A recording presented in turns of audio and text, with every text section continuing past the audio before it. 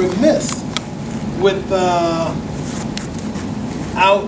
sharing with you a few of my educational concerns for you. You are endeavoring to finish high school. Most of you have indicated your desire to go beyond and go to college, to go to the Army, to go to other places in life. And I just want to share with you, just from my observation of working with you these 5 short weeks, a few things that I hope you take with you if you take nothing else with you from this class. Number 1, unless you are being homeschooled or have a private tutor, education is a group process. I don't care what school you go to. Individualized instruction is not an option. No teacher can teach 20 to 30 kids without having you taught as a group. Now, to go from one computer to the next student, to the next student, to the next student, to the next one, to the next one, to the next one, explaining how to do the same thing takes 9 times as long as it would to explain it one time to all of you. Now, in order for a teacher to explain or give instructions one time to the whole class, the whole class has to be doing what? Listening. Paying attention. You cannot be on your phone waiting, well, teacher's talking to that one, so I'll just be on my phone till he get to me. No. We did not cover nearly the material that we desired to cover with you, simply because as a result of your lack of attention, your lack of focus, instructions had to be given individually. Please realize, if you go to the military, Uncle Sam ain't gonna tell you nothing 9 times. No, no, no, no, no, no, no. You talk about boot camp? If you cannot pay attention, you gonna get the boot. Cause he ain't gonna fool with you. You gonna get booted out. You go to a college or university, in my freshman class at Southern Illinois University, there were 300 students in the class. The class was taught in an auditorium, and the professor on stage with a microphone. There was no, could you go over that again? Or I didn't get that. If you didn't get it, then it was up to you to get it from one of your classmates who was paying attention. Other thing is, no one is going to make grown folks do nothing. It's simply put that if you don't want it, you don't have to have it. But at the same token, ain't nobody gonna give you nothing either. So if you do want it, you're gonna have to go get it. You're gonna have to put some work and some effort into it. You can do anything you put your mind to. You may have to read, reread, and read it again to get the understanding that it takes. But if you want to put the effort into work and reading something 2, 3 times or more to get that understanding, you can do it. nobody can make you do anything at this stage in life.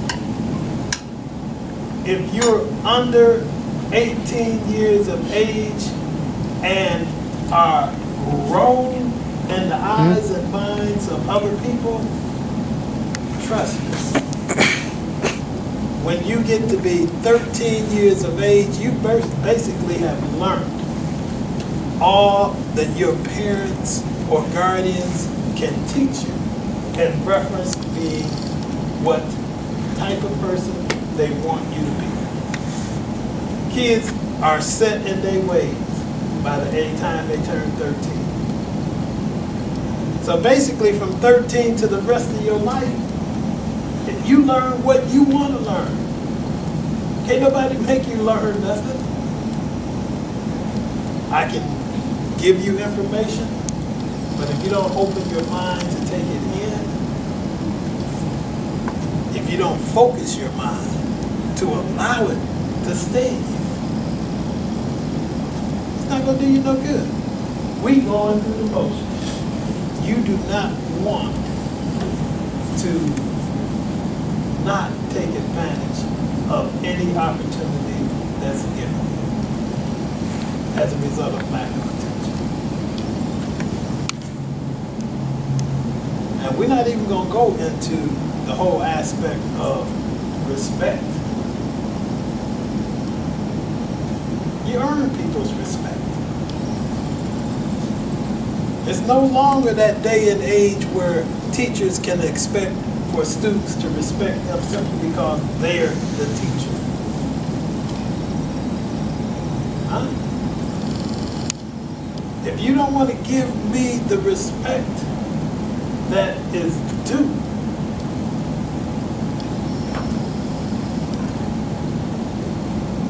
then how do you think I'm going to feel about you?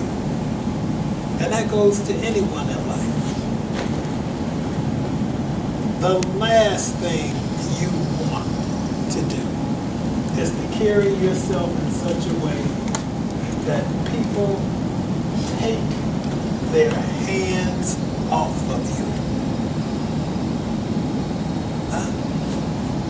Ain't nobody gonna take no grown person and just physically sit them down and say, hey, read page 1, I'll read it to you. No. At some point in time, people will take their hands off of you. And what do I mean by that? Stop telling you stuff. Stop caring. Stop trying to help you out. Bingo. Bingo. They'll go through the motions. They'll go through the motions. And some of you have that attitude, don't nobody care about me? No how. Well, guess what? You're really to blame for that if they don't. That's just like crying, I don't have no friends, and you don't show yourself friendly.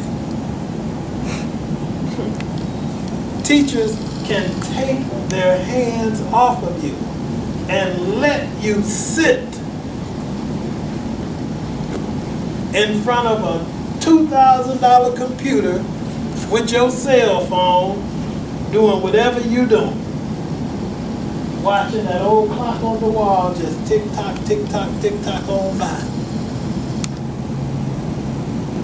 And guess what you're going to learn over there? Nothing. Nothing.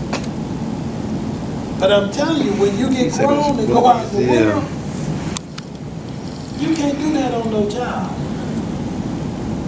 If you're fortunate enough to get one. Huh? You can't do that in school. College, university, nothing, nowhere. Because guess what? If you take that test and don't pass it, ain't no do-over. It's pretty much standard procedures. That if you don't make grades that first time around, they'll give you another chance. take your money again. You don't make grades that second time around, they ask you to pack your bags, go home, and you're welcome to come back next year and try it again. Or at least in 12 months, you have to sit out for a year. Now say you don't want to sit out for 12 months, and you go to the dean or the president of the school and you beg them for one more chance. And they say, okay, we'll take your money this one more last time. But if you don't make grades this time, ain't no sitting out 12 months coming back. You just can't never come back. And guess what happens with all that money you done laid out? You don't get none of it back. Not there, penny of it. Just money wasted. And you can come back home, tell your friends, yeah, I went to college for 2 years. But you ain't got no piece of paper, no degree to show for it. All you done is went to school, paid your money, partied or whatever you done, besides paying attention to the books.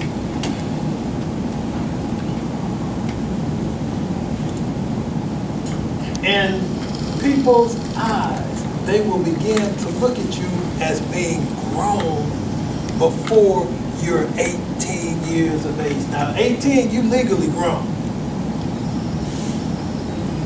Now, here you are, 15, 16, 17 years old, and I look at you like you grown.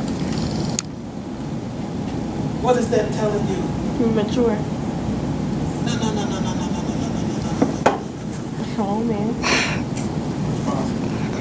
It's telling you what? Nope. You mean in a bad way? In other words, if I'm looking at a 15, 16, 17-year-old person as if they're grown, They must be acting like they're grown. I'm looking at you as if there ain't nothing I can tell you. Sure, I can tell you to hike them pants up, You know what I mean? but ain't no sense in me wasting my time. Huh? Because even though you still a child by law, you are presenting yourself as if you are grown. And there ain't nothing you can tell a grown person about nothing. So best you just save your breath and get used to looking at his drawers. And get used to looking at him on his phone. Or get used to her when you go there. Okay? But I will tell you this. You are all children. And trust me, there will be a time when you will be showed up wrong and have nobody to care for you but yourself. You should enjoy this age of your life when you have people, not just relative people, but people in the schoolhouse that don't even know you, people at this library that care enough about you to go home with a headache and come back the next day with that same headache. And you should also enjoy the fact that you got a guy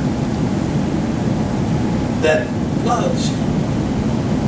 And no matter what you encounter in life, will be there for you if you just humble yourself and call on his name.